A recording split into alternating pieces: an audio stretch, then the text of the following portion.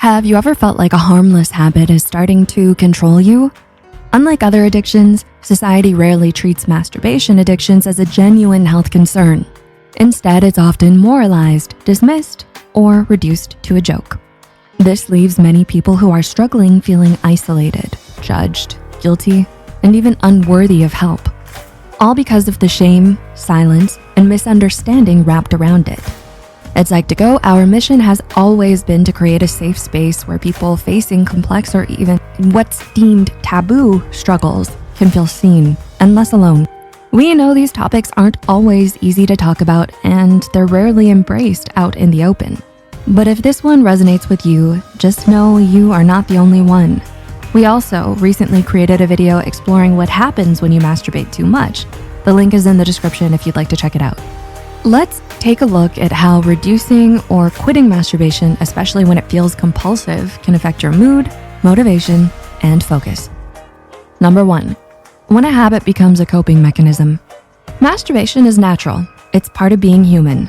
But when it becomes your go-to for emotional relief, for stress, loneliness, boredom, or anxiety, it can start replacing healthier coping strategies.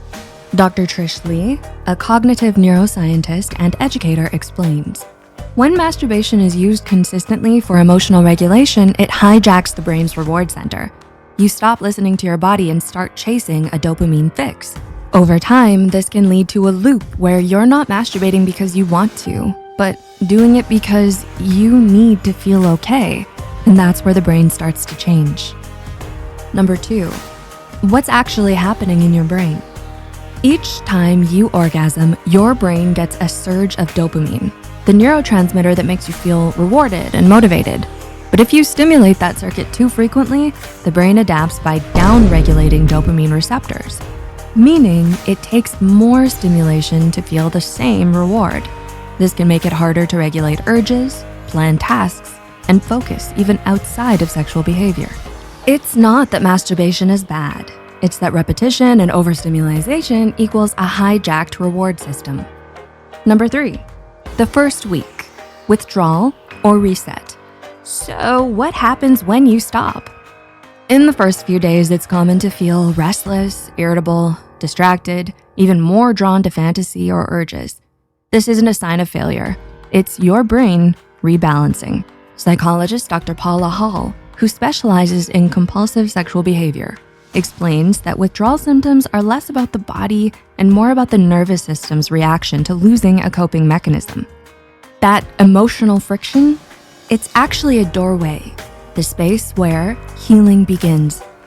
Number 4, mood, from short-term numbness to long-term stability.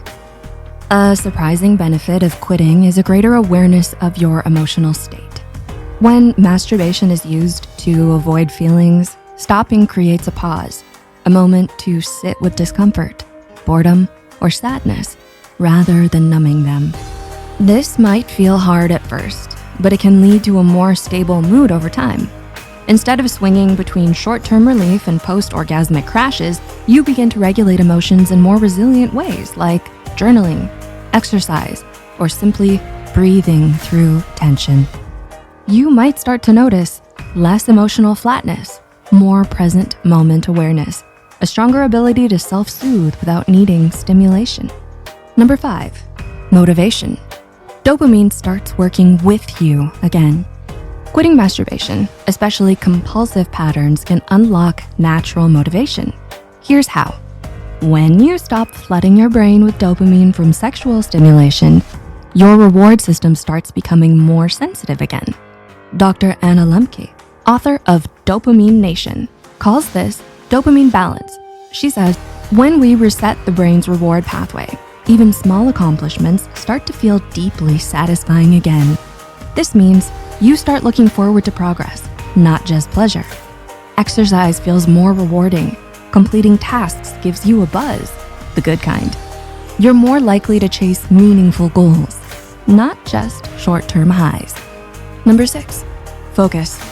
Sharpening the mind by removing distraction. Frequent masturbation, especially when paired with porn, trains your brain to seek instant gratification and constant novelty. This makes it harder to concentrate on long-term tasks that require patience or deep thought.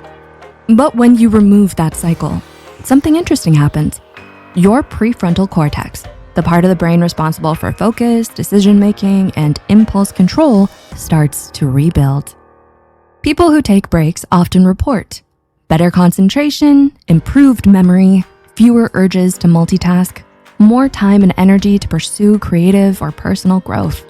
This is not just anecdotal. Brain imaging studies show that dopamine recalibration improves executive functioning, which is core to focus and productivity. And number 7, it's not about quitting forever, it's about awareness. Let's be clear, you don't have to quit forever. This isn't about swearing off pleasure or labeling masturbation as bad. It's about understanding when a habit has stopped serving you and building the space to reconnect with your body, your values, and your mental clarity. Even a short break like 7 or 14 days can give you powerful insights into what you really need. Is it connection, comfort, expression, meaning? You're not weak for struggling. You're strong for being curious, and that's where real change begins. So, is quitting from addiction the answer? Maybe taking a break is, but more importantly, listen to your body.